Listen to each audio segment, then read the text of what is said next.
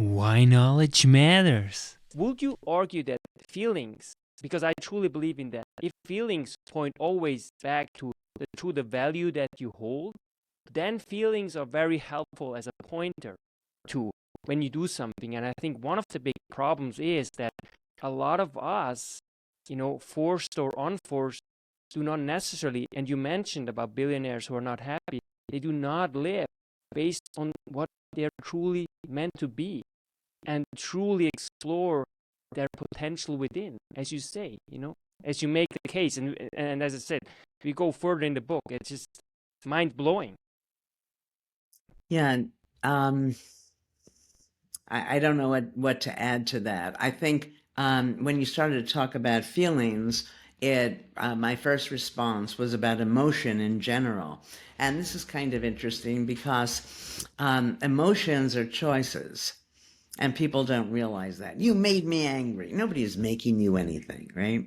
So to have an emotion, what you need to have is some physiological arousal and an understanding, and that a way of understanding the world is up to you. So let's say you have a date, a new person is coming, they're going to show up at your house in a half hour. You can experience yourself as anxious, which is negative. Oh my God, what's going to happen? Or you can take the same feelings and see yourself as excited.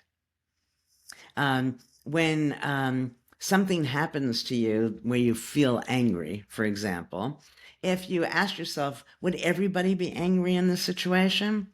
And if not, well, what are they telling themselves about it?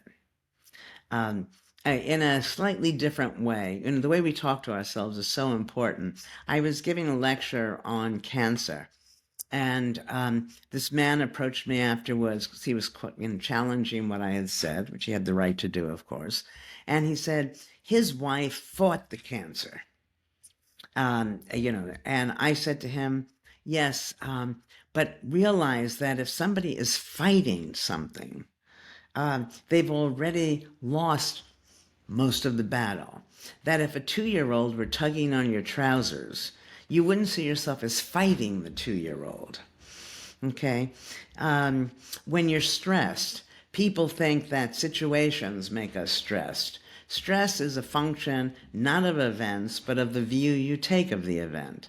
If you open it up and see it in many different ways, chances are you won't be stressed. In fact, most of the things that we worry about never happen. And if you even just went past, reviewed some of your past, about things that you were worried about, and you saw, 1, most of them didn't happen, 2, those that happened didn't play out the way you were expecting, then we'd immediately calm down. I have a bunch of one-liners that are derived from many years of research, and one of my favorites is about stress. You should ask yourself, is it a tragedy or an inconvenience?